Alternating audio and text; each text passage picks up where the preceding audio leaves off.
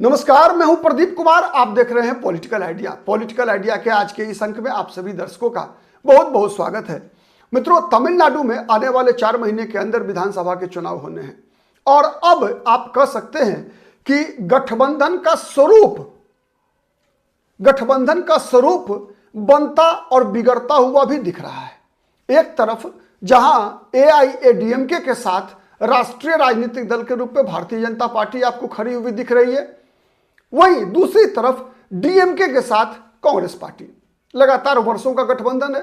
अगर हम देखें कांग्रेस पार्टी और द्रविड़ मुनेत्र कड़गम का, तो लंबे समय से गठबंधन दोनों का चला आ रहा है। 2006 के चुनाव में जब डीएमके को बहुमत नहीं मिला था, तब भी कांग्रेस पार्टी की आवश्यकता थी, तब भी कांग्रेस पार्टी ने बाहर से सरकार का समर्थन किया था और डीएमके की सरकार बनवाई थी। इस बार कांग्रेस और डीएमके के बीच तनाव की खबरें आ रही है। कांग्रेस पार्टी का मानना है कि तमिलनाडु में कांग्रेस की जरूरत डीएमके को है, तो कांग्रेस पार्टी को सत्ता में हिस्सेदारी मिलनी चाहिए तमिलनाडु की राजनीति में।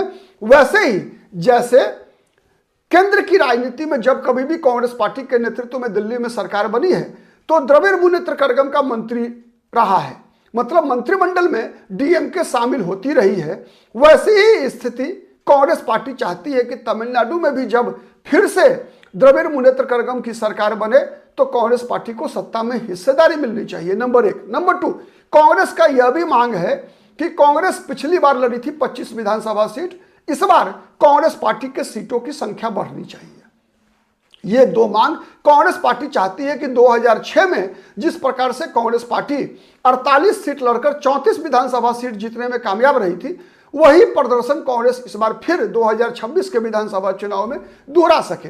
लेकिन डीएमके दूसरी तरफ कांग्रेस पार्टी को सरकार में शामिल होने देना नहीं चाहती। डीएमके कहती है कि नहीं, तमिलनाडु की राजनीति में कांग्रेस पार्टी सरकार में शामिल नहीं होगी, केवल डीएमके की सरकार बनेगी। वही स्थिति एनडीए में है। भारतीय जनता पार्टी जहां सरकार में हिस्सेदारी चाहती है, अमित शाह एनडीए की सरकार बनने की बात कर रहे हैं, वहीं एआईएडीएमके के जो मुखिया हैं पलानीसामी कह रहे हैं कि नहीं, बीजेपी सरकार में शामिल नहीं होगी, सरकार एआईएडीएमके की बनेगी। और इसी दौर में एक तीसरा मोर्चा जो खड़ा होता हुआ दिख रहा है तमिलनाडु की राजनीति में, ये तीसरा मोर्चा जो फिल्म एक्टर टी विजय ने टीवी के नाम से पार्टी बनाई, तमिलगा वेत्री कड़गम की स्थापना ने इन दोनों राष्ट्रीय राजनीतिक दलों के पास एक विकल्प दे दिया है। एक तरफ जैसा मैंने बताया, कांग्रेस पार्टी को सीट कांग्रेस पार्टी अधिक लड़ना चाहती है, लेकिन डीएमके देना नहीं चाहती। कांग्रेस सत्ता में भागीदारी चाहती है, डीएमके देना नहीं चाहती। वही हाल एनडीए में है। बीजेपी अधिक सीटें लड़ना चाहती है पिछली बार की तुलना में, एआईएडीएमके देना नहीं चाहती। बीजेपी सत्ता में हिस्सेदारी चाहती है, एआईएडीएमके देना नहीं चाहती। वही तीसरा ध्रुव टीवी के कांग्रेस पार्टी के लिए एक बेहतर विकल्प बनता हुआ दिख रहा है। और इसी मुद्दे पर तमिलनाडु की राजनीति में कांग्रेस पार्टी में भी दो ध्रुव बनता हुआ दिख रहा है। कल ही कांग्रेस पार्टी की जो सांसद है लोकसभा में, एस ज्योतिमणि ने कहा कि कांग्रेस पार्टी में तमिलनाडु में ही कुछ ऐसे नेता हैं जो जो कांग्रेस के हित में फैसला नहीं करते, बल्कि वो डीएमके के हित में फैसला करते हैं, द्रविड़ मुनेत्र कड़गम के हित में फैसला करते हैं। क्यों? इसलिए कि उनका फाइनेंशियल इंटरेस्ट तमिलनाडु में बनता है।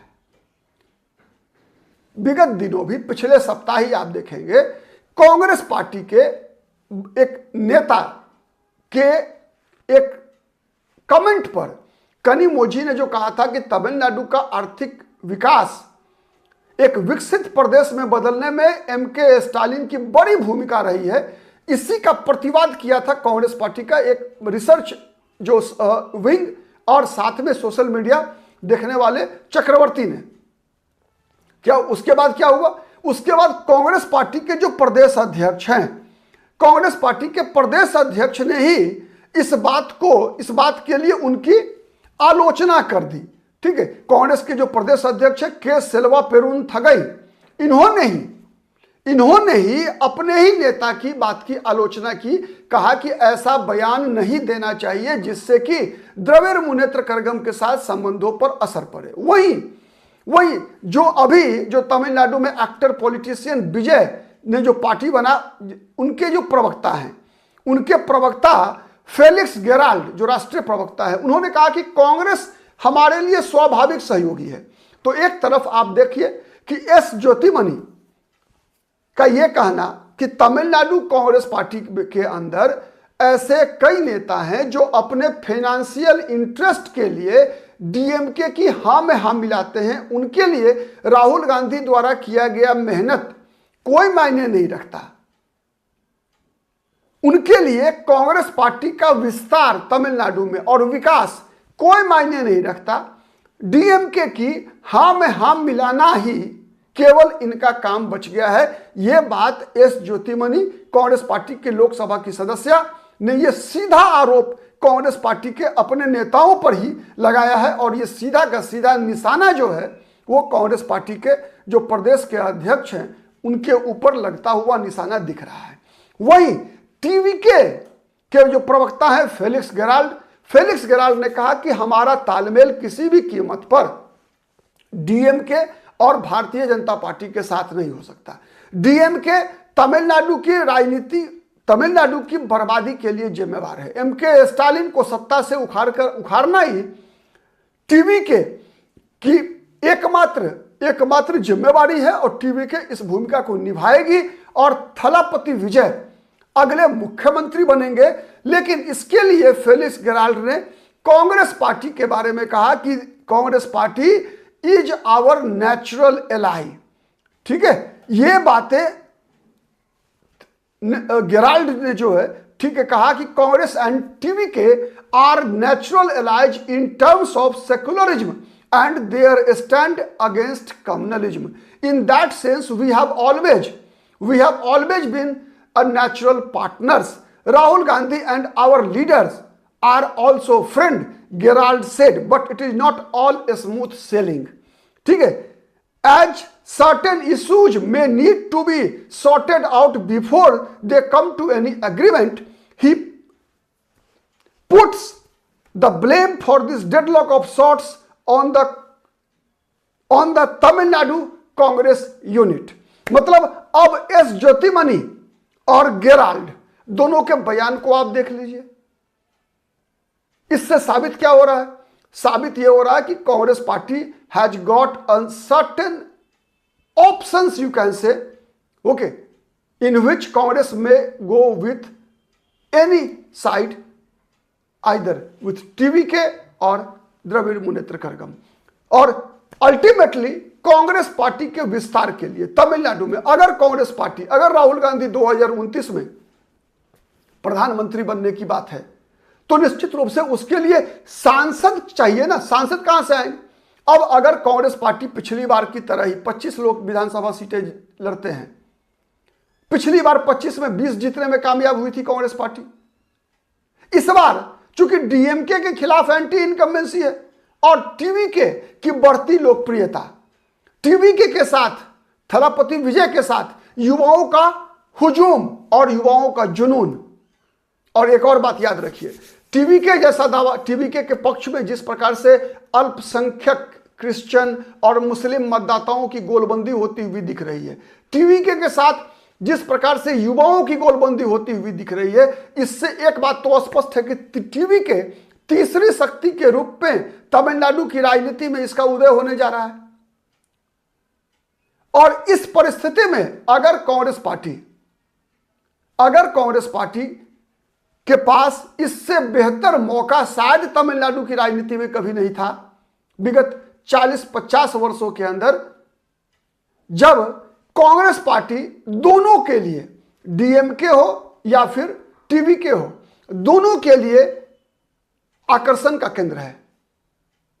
क्योंकि एक बात तय है तमिलनाडु की राजनीति में कि जिधर कांग्रेस जाएगी, कांग्रेस अगर डीएमके के साथ जाती है तो जो अल्पसंख्यक लगभग 12 से 13% वोटर्स हैं तमिलनाडु में, चाहे वो क्रिश्चियन हो चाहे वो मुसलमान मतदाता हो, कांग्रेस अगर डीएमके के साथ जाती है तो डीएमके के साथ जाएगी। अगर टीवीके के साथ जाती है तो टीवीके और मजबूत होगा। क्यों मैं कह रहा हूं, और ये गेराल्ड का भी जो बयान है कि कांग्रेस एंड फेलिक्स गेराल्ड का कि Congress and TVK are natural allies, उसके पीछे कारण समझिए।